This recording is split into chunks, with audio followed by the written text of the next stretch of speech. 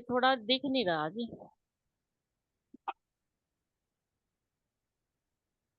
शुरू करें।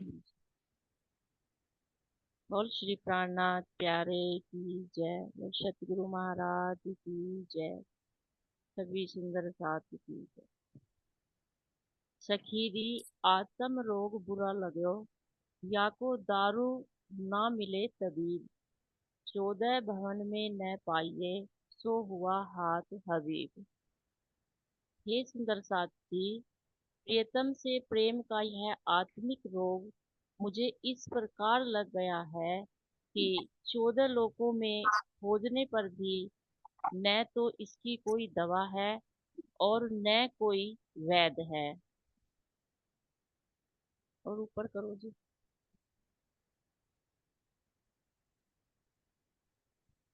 यह रोग तो केवल धामधनी द्वारा ही मिटने वाला है। तो इस चौपाई के माध्यम से ये बताया गया है, महामती जी कह रही हैं कि आत्म रोग बुरो लगे।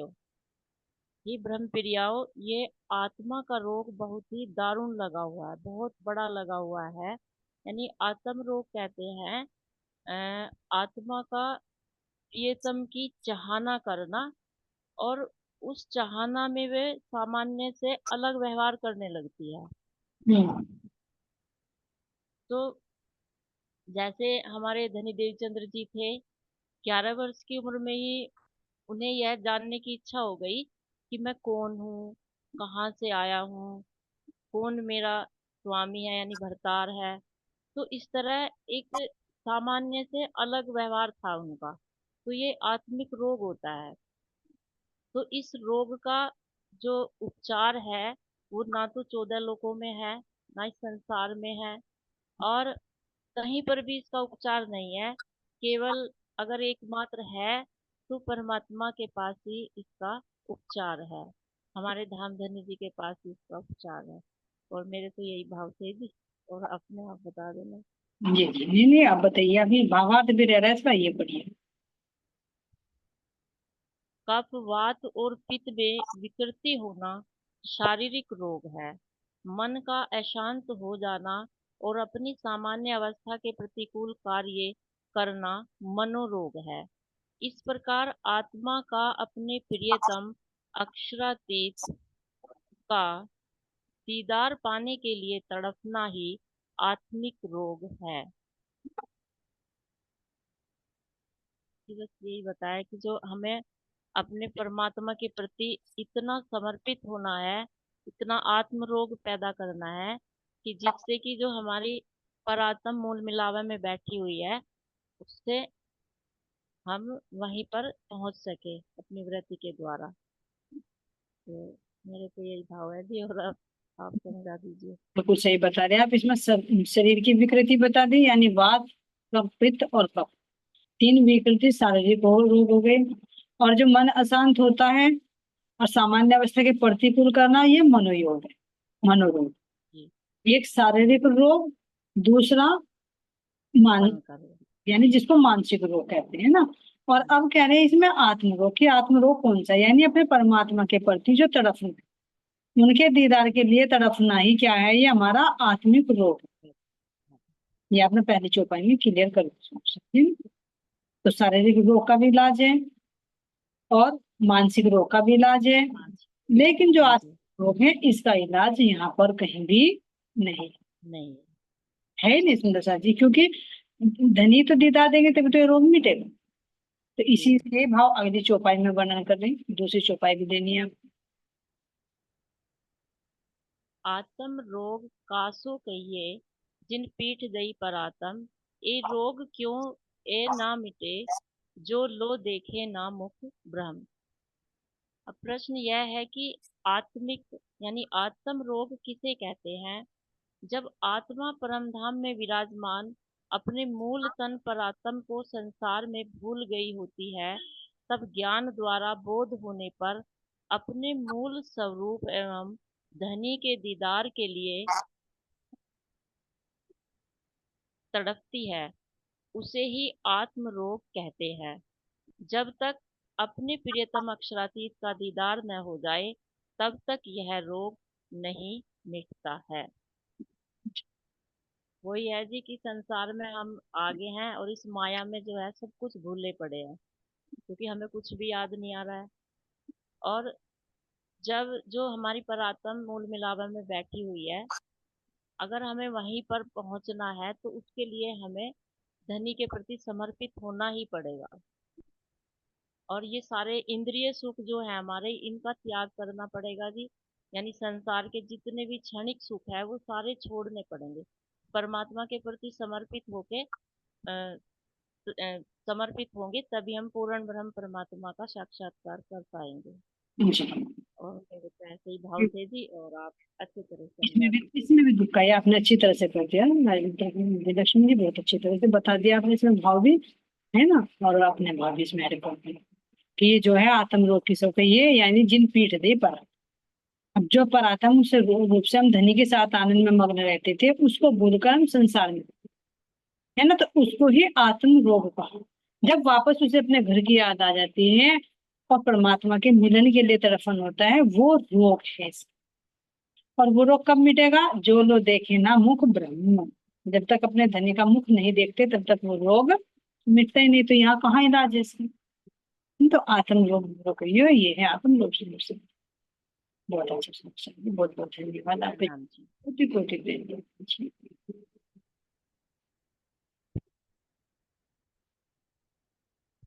बोले श्री प्राणनाथ प्यारे की जय, श्री सतगुरु महाराज जी की जय, सतगुरु श्री रामचंद्र जी महाराज जी की जय, तीनों बुरी धाम की जय, सर्व सुंदर शांति की जय। प्रणाम। सभी सुंदर सा आपके चरणों में कोटि कोटि प्रेम। तो सुंदर सा जी, हम श्रवण करें सतगुरु श्री रामचंद्र महाराज जी की बेतक को। तीसरी परिक्रमा है सुंदर सा जी।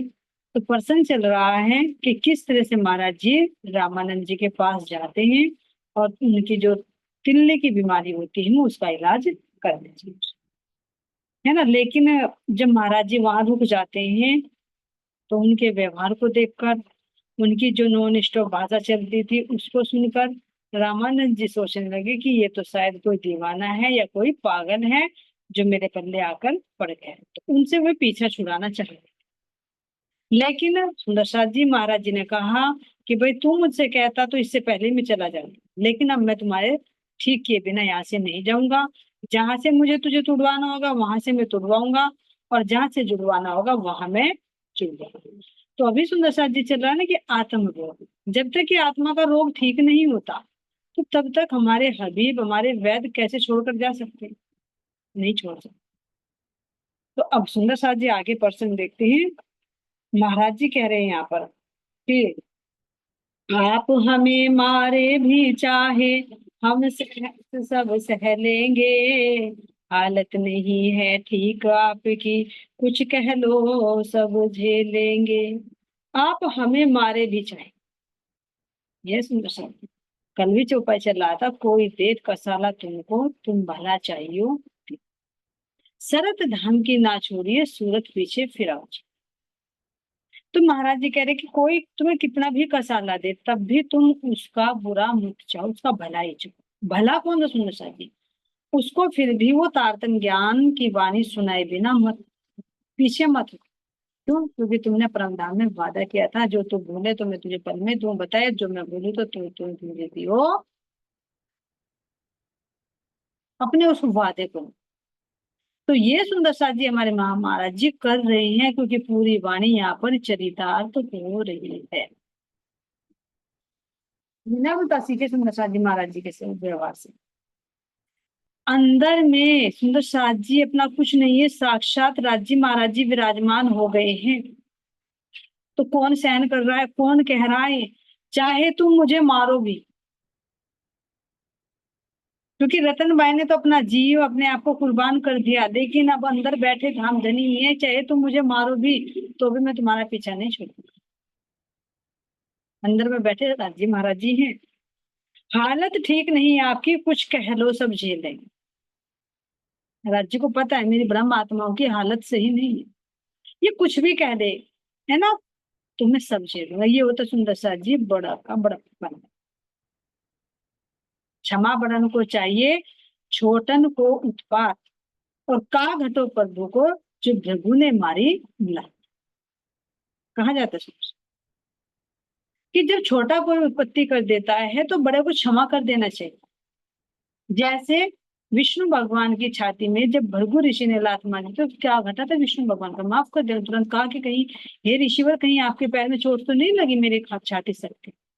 और जबकि ब्रह्मा जी और शिव जी के पास गए तो उन्होंने क्रोध से उनका जवाब, उनको भी लात मारी थी, लेकिन विष्णु भगवान ने खड़े होकर प्रणाम किया और कहा कि कहीं ऋषिवर आपको चोट तो नहीं पड़ी। इसीलिए तो बड़े माने गए कि चला था ना डिबेट की तीन देव में से कौन से देवता। तो जो क्षमाशील है, जो गुणों से युक्त है, वही तो बड़ा होता है। उम्र से कोई बड़ा नहीं होता, पद से कोई बड़ा नहीं होता, धन दौलत से कोई बड़ा नहीं होता, अपने गुणों से बड़ा मानो।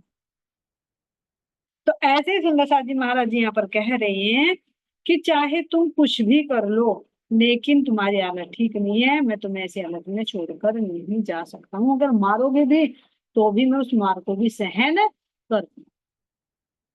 अब कह रहे हैं यहाँ पर सुंदरसार जी, थे जब तक हम अलग आपसे, चाहे तुम जीते मरते, पर अब आने लगे तुमसे, छोड़ जाए तुमको किस पे। भाई जब तक तू अलग था तो कोई मतलब नहीं था मुझे, चाहे तुम मेरी तरफ से जीते या मर, लेकिन अब मैं तुमसे आन पड़ा हूँ, आन मिला हूँ, तो अब मैं तुम्हें छोड़कर किस पर जाऊं। क्योंकि पहले भी आ चुका। कह रहे कि इधर तो तेरा जीवन दाता था, जो वैद्य था वो भी चला गया, जो तेरा इलाज कर रहा था, तो अब बता, वो तो भाग गया, अब मैं किसके भरोसे तुझे छोड़ूंगा। तो धनी सुंदर साथ जी कह रहे हैं कि जो हमारे सतगुरु आए ना, हमारे हादी बनकर, हमारे वैद्य बनकर, जो हम अलग अलग तरह से अपना इलाज करा रहे थे, वो सब छोड़कर चले गए। तो राज महाराज जी सतगुरु महाराज जी के रूप में जो है कि हमें छोड़ सकते हैं जब तक हमारा इलाज नहीं होता। जब तक हमारी लोग परमात्मा से नहीं जुड़ती तब तक वे हमारा हाथ छोड़ने वाले नहीं है।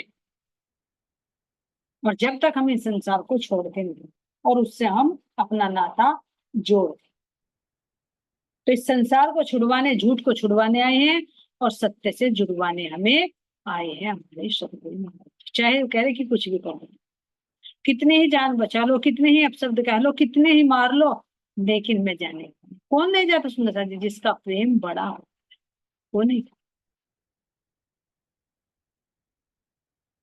कार्य अब उत्तरदायित्व आपका निर्भर है केवल हम पर, कार्य भार सेवा भाव का जाए छोड़कर सब किस पर। भाई तेरा वेद भी चला गया तो अब तो सेवा विवाह का जितना भी भार है, उत्तरदायित्व सब मेरे पर है, अब मैं तुम्हें छोड़कर नहीं जा सकता।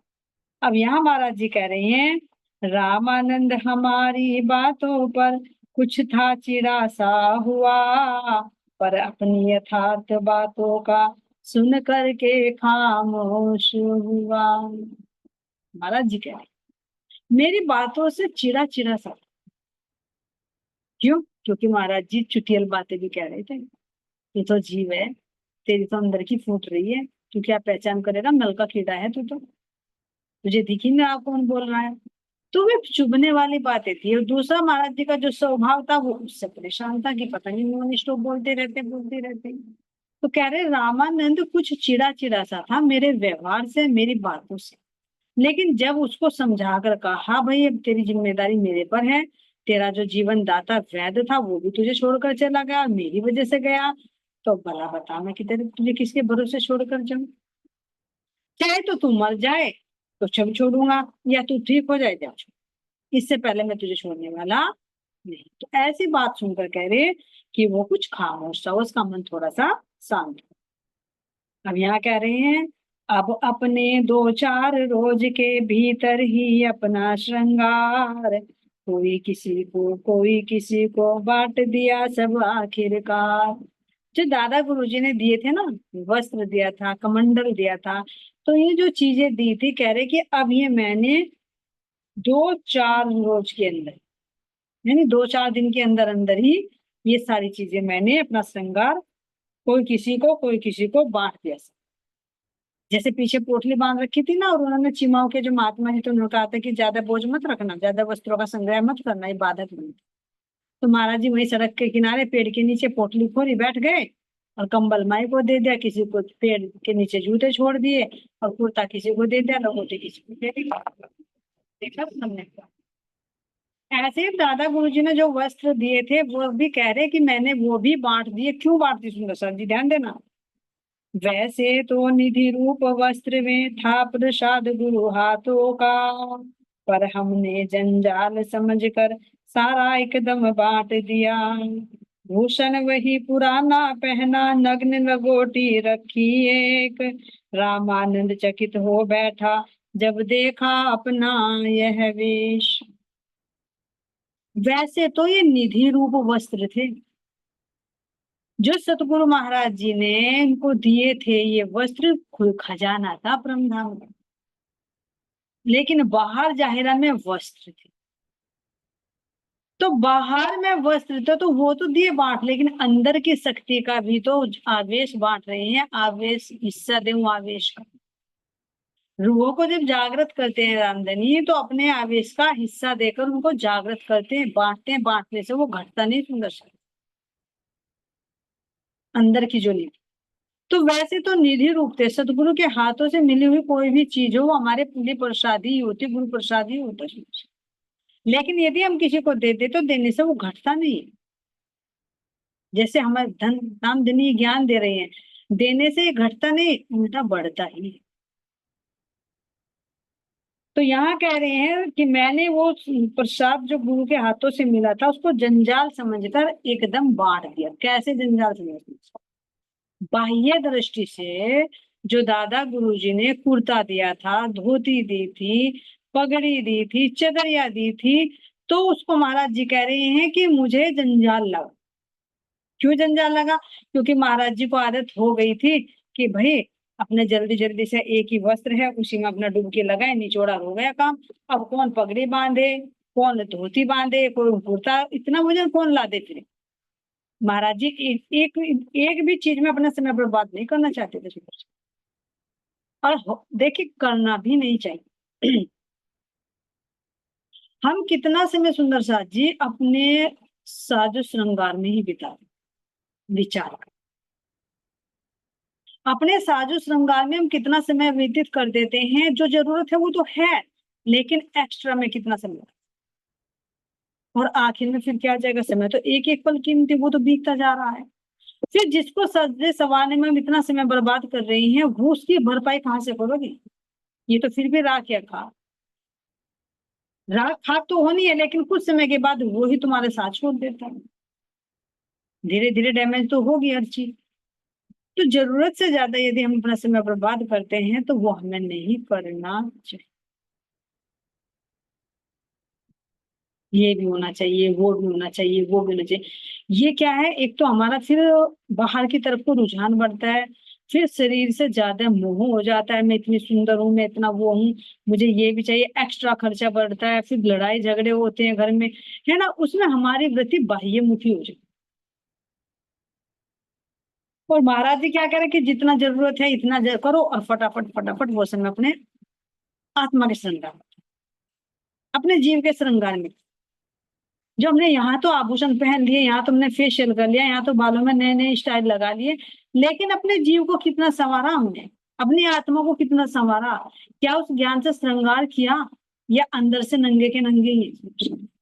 अगर जीव को जब से ज्ञान नहीं मिला, जैसे भी बताया ना कि तुम तो अंदर से खाली हो, तो हम खाली ही हैं बिना वस्त्र आभूषणों के। ये कुछ वस्त्र आभूषण धारण भी किए, जिसको सजकर हमें अपने धाम के दुल्हा के पास जाना है, वो कितना श्रृंगार किया है। तन तो फिर भी यही रह जाएगा, वस्त्र तो यही रह जाएंगे, लेकिन मन को कितना सजाया है अच्छे विचारों से। बुद्धि को कितना संवारा है अच्छे ज्ञान से, आध्यात्मिक ज्ञान से। आत्मा को कितना संवारा है धनी के प्रेम से। यह विचार कर क्यों ना उसमें लगाए, जो परमानेंट रहेगा। ये तो थोड़ी देर के लिए हो जाएगा सुंदर सा।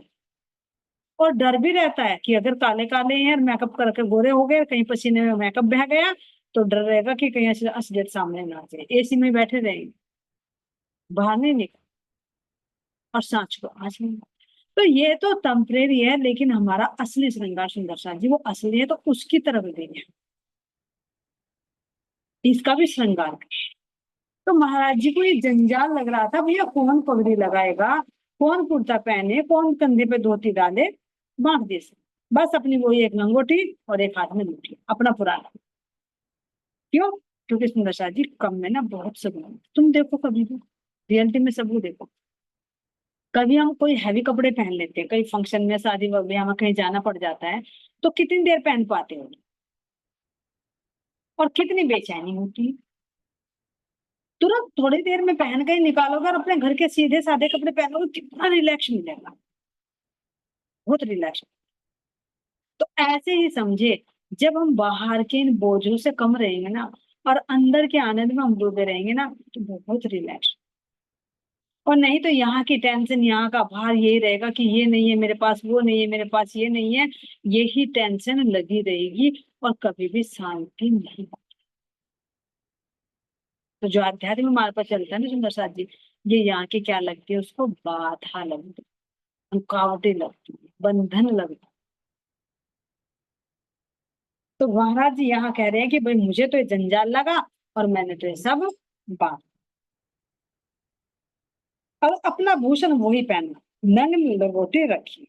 अब कह रहे हैं रामानंद तो चकित हो गया मेरा ये वेश देखा, क्योंकि वो तो दक्षिण पंडित पंडित समझ रहा था कि भाई ऐसा वेश है तो कोई पंडित है, कोई पागल है ना। तो मेरे वेश को देखकर वो तो चकित रह गए जब उन्होंने देखा। अब कह रहे हैं लगा सोचने हो सकता है स्वयं हम ही गलती पर हैं, यह तो और मामला है कुछ, कोई उच्च महात्मा है। ध्यान देना थोड़ा, जैसे महाराज जी उस विप्र वेश में थे तो अंदर में तो था कौतूहल, भाई अगर पागल है तो विप्र वेश में क्यों है। लेकिन अब जब महाराज जी अपने पुराने वेश पर आ गए तो इस वेश को देखकर रामानंद चकित हो गया, और चकित होकर क्या सोचा, लगे सोचना कि हम ही गलती कर, भाई मैं गलत हूं, मैं इनको शायद समझ नहीं पा रहा हूं, यह तो मामला कुछ और है, कोई उच्च महात्मा पहुंचे हुए महात्मा। तो देखो सुंदर साथ जी, क्या वेश से प्रभाव नहीं पड़ता, पहले भी आया था। हम जो वेश धारण करते हैं ना, उस वेश से बहुत प्रभाव पड़ता है, और ये नहीं सामने वाले पर, हमारे मन पर भी प्रभाव। पहले तो प्रभाव हमारे ऊपर ही पड़ा, फिर दूसरा देखने वाले पर प्रभाव पड़ा। अगर एक सूट बूट में हो अच्छे से में और कितना ही ज्ञानी हो और वो प्रवचन दे, तो क्या शोभा लगेगा, देगा शोभा, नहीं दे। और एक साधु सन्यासी के वेश में चाहे वो कोरा हो, कुछ भी ना, तब भी मारना ही लगेगा। तो वेश का भी प्रभाव पड़ता है सुंदर साथ जी, इसीलिए तो ये विधान बनाया है कि भाई जो धार्मिक मार्ग पर चलता है वो ऐसे वस्त्र धारण करे जो खुद को भी शीतलता और शांति प्रदान करे और देखने वाले को भी। इसीलिए तो हमारे महाराज जी ने भी सुंदर साथ जी जब सुंदर साथ साथ में चले थे तो उनको भी वो चिरक वेश धारण कराया, भेदभाव मिटाने के लिए, समता लाने के लिए। तो यहाँ से भी हम तीन गुणों से समता लाने के लिए जो वेश धारण करते हैं, तो उसमें हमें शांति मिलती है, अपनी एक पहचान होती है, और मन भी विचलित नहीं होता कि ये भी करूं वो भी करूं वो भी। तो इसलिए ना समझे सुंदर सा देखिए, वेश का प्रभाव नहीं, वेश का प्रभाव बहुत बड़ा। तो तभी तो रामानंद एकदम चौंक गए देखकर, अरे भाई शायद मैं ही गलती पर हूँ, ये तो कोई उच्च कोटि के महात्मा है जिनको मैं पहचान नहीं पाएंगे। रामानंद ढला अस्तर से झुकने लगा हमारी ओर, हमने भी सत्संग आदि से पकड़ा उसको पूरे तो। अब जैसे महाराज जी का वेश देखा तो उसके अंदर प्रभाव पड़ा, तो जो अपने लेवल पर था धीरे धीरे धीरे धीरे झुकने लगा। क्योंकि एहसास होना चाहिए सर, जब झुकता है इंसान जब हमें अपनी गलती का एहसास हो। अगर अपनी गलती का एहसास नहीं है ना, तो उल्टा हम उसको ही लेक्चर देना शुरू कर देते हैं। अंदर एक ईगो, मैं बहुत बड़ा ज्ञानी हूँ, ये सामने वाला पागल है, ताक में रहेगा कि कहाँ मैं पॉइंट मारूं। मैं समझ सकती हूँ। ये अंदर का एक ईगो, एक घमंड बोलते हैं, पहचान हो जाती। तो यहाँ लेकिन जहां गलती का महसूस हो जाता है वहां आदमी स्वतः ही झुक जाता है। और वो झुकना कोई उसका झुकना नहीं होता, उसका वो अपना ज्ञान होता है, अपनी उसकी महानता। झुकता वही है जिसमें जान होती है।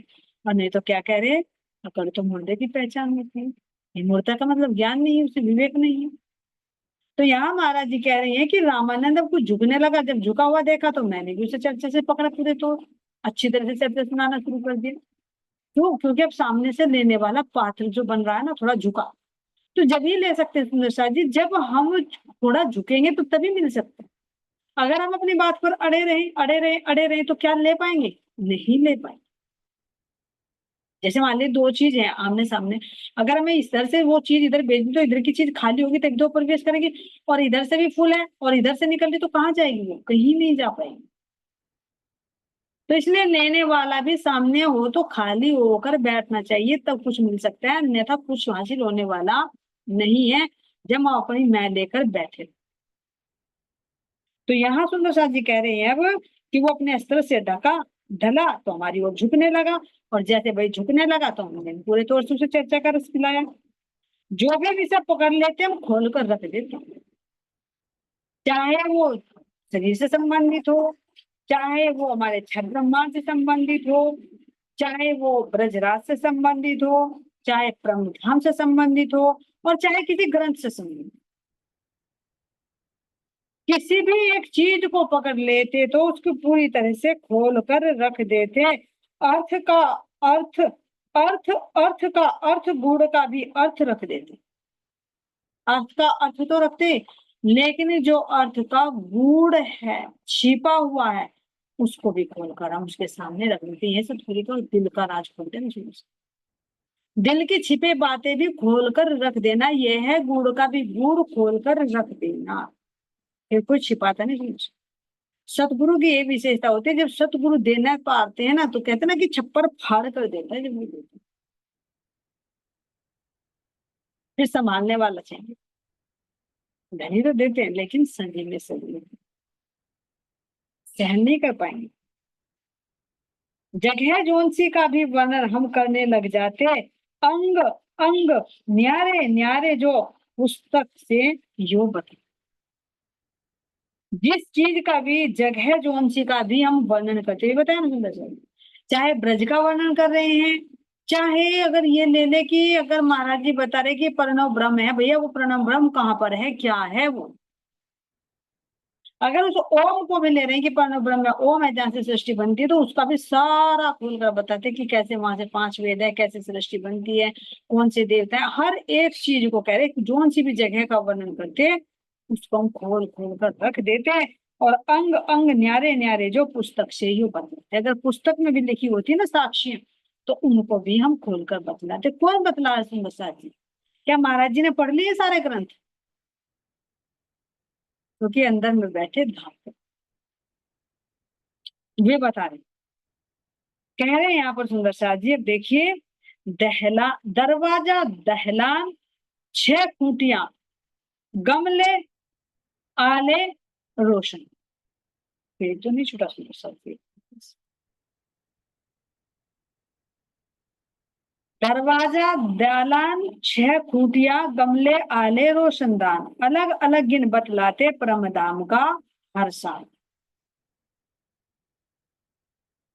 अब चाहे तुम परमधाम के दरवाजे सुन लो, चाहे तुम दहलान पूछ लो, चाहे तुम खूंटियां पूछ लो, और चाहे तुम गमले, कहाँ पर तुम्हारी फुलबारी है, कहाँ पर तुम्हारे आले हैं। आले वो होता है सुंदर साथी जो दीवार के बीच में ही होता है ना, थोड़ी सी जगह बन जाती है जिसको ताक भी बोलते हैं, है ना। और या फिर देखा जैसे हमारे नवतनपुरी गए हो तो देवचंद जी महाराज जी का है कि भैया इसमें पैसे रखते थे महाराज जी, है ना। वो आला होता है, यानी कच्ची दीवारें होती हैं तो उसके बीच में से थोड़ी सी जगह काट दिए जाते हैं, उसमें सामान, है ना, और कोई मोमबत्ती वगैरह कुछ भी जलाकर रख देते हैं रोशनी के लिए, कुछ भी सामान रख देते हैं, उसको आला बोलते हैं, ताक भी बोलते हैं। गाँव में रहते थे पहले।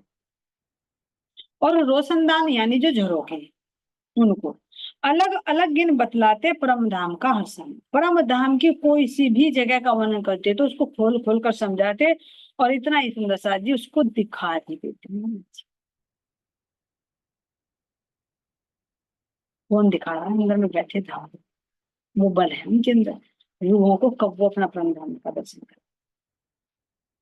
वार्ताओं हमारी का रस लग गया रामानंद, फूट पड़ी श्रद्धा अपने प्रति, फीका पड़ गया हृदय का द्वंद। कह रहे कि जब हमारी बातें उसने सुनी ना, तो उसको रस लग गया। अरे कौन से परमधाम की बात कर रहे हैं? कैसे है हमारा झरोखा, कैसे है हमारे ताक, कैसे हमारे दरवाजे, कैसे हमारी दहलाने, कैसे हमारी खूंटियां, कैसे हमारे संदूक, कैसे हमारे पेड़ पौधे, कैसे हमारे पशु पक्षी, कैसा हमारा चांदनी चौक, कैसी हमारी लहराती हुई जमुना जी। तो ये सोच सुनकर तो रामानंद को चस्का।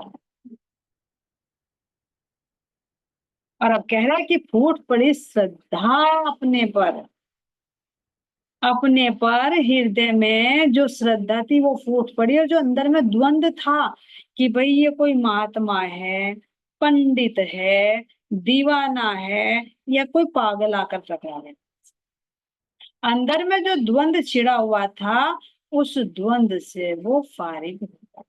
और महाराज जी कह रहे कि मेरे प्रति उसके हृदय में श्रद्धा फूट। रामानंद संयमी था ही साथ साथ साधक विद्वान, पढ़ा बढ़ा करता था जल्दी विद्या शीघ्र गहे विद्वान। रामानंद संयमी था ही, संयम करने, अपने आप पर कंट्रोल करना। ऐसा नहीं सुंदर सा देखिए हमारा मन घोड़े की तरह दौड़ रहा है, हम उस पर कंट्रोल लगा ही नहीं रहे, बुद्धि रूपी लगाम लगा ही नहीं रहे। संयमी वो होता है जो बुद्धि के, आत्मा के बल से तो जीव को कंट्रोल में करे, जीव के बल से बुद्धि को कंट्रोल में करे, बुद्धि के बल से मन को कंट्रोल करे, और मन के कंट्रोल से इंद्रियों पर नियंत्रण करे। वो होता है संयमी, जो अपने आप पर संयम रखे, नियंत्रण। तो रामानंद संयमी था, तो तभी तो पूरी पूरी रात नदी में खड़े होकर तप कर लिया, नहीं तो क्या उसके ना घुटने दुखे होंगे। लेकिन नहीं, उसने मजबूती से खड़ा किया। बल चाहिए, इसमें मनोबल चाहिए। तो संयमी तो था ही, साथ साथ साधक और विद्वान भी था, साध भी रहे थे अपने गुण इंद्रियों को, और विद्वान भी था, ज्ञानी भी था। तो क्या कह रहे हैं? पढ़ा बड़ा करता था जल्दी विद्या शीघ्र गई विद्वान। पढ़ा बड़ा भी जल्दी, यानी पढ़ भी जल्दी लेता था, किसी बात को समझ भी जल्दी लेता था। क्यों? क्योंकि पढ़ा लिखा जो विद्वान है वो ज्ञान को जल्दी अर्जित कर लेता है। दो तरह के होते हैं, एक तो कहते हैं ना कि पढ़ा लिखा देर से समझता है, अनपढ़ जल्दी समझ लेता है। और अब यहाँ कह रहे हैं कि जो पढ़ा लिखा होता है वो थोड़ा जल्दी समझ लेता है। कैसे सुनना शादी इसको? एक तो हो गया अनपढ़, जो श्रद्धा भाव से युक्त है। एक होगा पढ़ा लिखा जिसके अंदर अभिमान है, तो उसके साथ में तो ज्यादा संघर्ष करना पड़ता है, क्योंकि उसने आध्यात्मिक ज्ञान को थोड़ा सा अगर अर्जित कर लिया तो उसके अंदर एक अहंकार आ गया कि मुझे बहुत कुछ पता है। तो जो कुछ उसे पता होता है, कहते हैं ना कि जैसे कोरी स्लेट पे लिखना तो बहुत सरल होता है, लेकिन लिखे हुए पर डबल मेहनत करनी पड़ती है, पहले उसे मिटाना पड़ता है फिर उसके ऊपर लिखना पड़ता है। तो जिसे पहले से ऑलरेडी कुछ ज्ञान है वेदों का, शास्त्रों का, उसके साथ में उसका अहंकार भी है, तो उसको समझाने में बहुत मेहनत लगती है। उसकी अपेक्षा एक अनपढ़ जल्दी समझ सकता है, उसको जो समझाए वो विश्वास करके चल जाए। लेकिन एक ज्ञानी अपनी बुद्धि का प्रयोग करके वहां पर अड़चने। अब रही यहाँ पर पढ़ा लिखा कैसा है, कि एक पढ़ा लिखा वो होता है जिसके अंदर विनम्रता होती है, समझदारी होती, विवेक होता है। तो इसलिए कह रहे कि वो पढ़ा लिखा जल्दी से ज्ञान को अर्जित कर। जिसने थोड़ा सा वेद शास्त्र पढ़े होंगे तो वो सोचेगा कि मेरे से बड़े की बात करे भाई, तो वो एकदम झुक जाए। उसको समझाना सरल हो। अगर जो बिल्कुल ही कोरा है और उसके अंदर अभिमान है, तो वो तो नहीं बात को समझ पाएगा। मैं पता तो उसे कुछ भी नहीं, लेकिन अंदर में अहंकार, मैं तो सब कुछ जानता हूँ, तो उसे क्या समझाए। लेकिन जिसको थोड़ा बहुत वेद शास्त्रों का ज्ञान होता है, सोचता है कि अरे मेरे से परे की बात कर रहे हैं, तो वो जल्दी समझ जाता है। जैसे कि हमारे चिंतामणि जी, जैसे हमारे मामते लालदास जी, महाराज जी की एक बात को सुनते ही समर्पित हो गए कि भाई ये तो परे की बात कर रहे हैं हमारे से, हमें तो यहाँ तक का ज्ञान है, इससे परे का है ही नहीं। हरजी व्यास को देखो, वे भी एकदम झुक गए सुंदर सा। तो जिसको ज्ञान होता है वेद शास्त्रों का, वो आध्यात्मिक बात को जल्दी समझ लेता है, बशर्ते उसके साथ उसके